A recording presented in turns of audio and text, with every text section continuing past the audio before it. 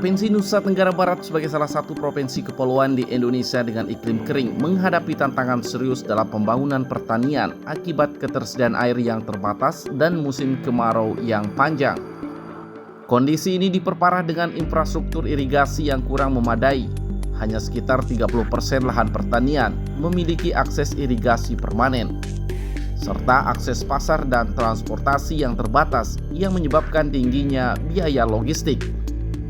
Selain itu, produktivitas pertanian NTB karena mayoritas petani belum memanfaatkan teknologi pertanian modern dan memiliki keterbatasan akses terhadap penyediaan pupuk dan benih unggul. Keterbatasan ini juga diperburuk oleh rendahnya keterampilan petani dan kurangnya tenaga pendamping pertanian, ditambah tingginya penggunaan pestisida dalam budidaya sayuran seperti kubis, cabai, dan selada.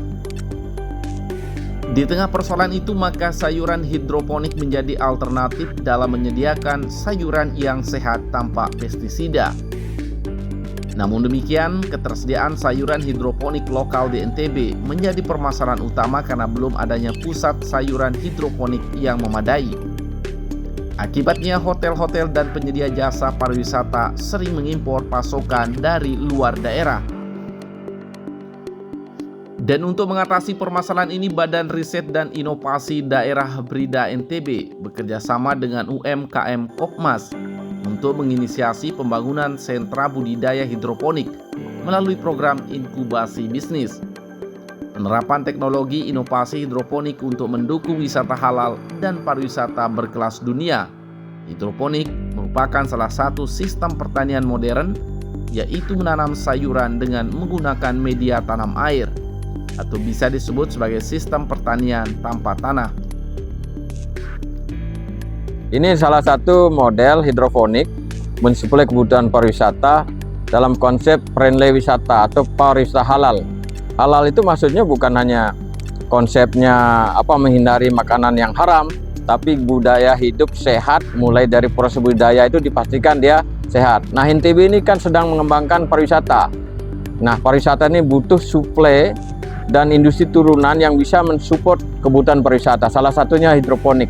Nah, di Brida bersama Kopmas dan juga Bokapam itu kerjasama mengembangkan budidaya hidroponik dengan berbagai macam jenis tanaman yang bisa mensuplai, mendukung wisata halal tadi. Dengan adanya hidroponik, bertani bisa menjadi lebih mudah, efektif, dan efisien. Sebab pertanian hidroponik tidak memerlukan penggunaan lahan yang luas seperti pada sistem pertanian konvensional. Teknik budidaya tanaman secara hidroponik dapat digolongkan menjadi dua macam, yaitu hidroponik sistem aktif dan hidroponik sistem pasif.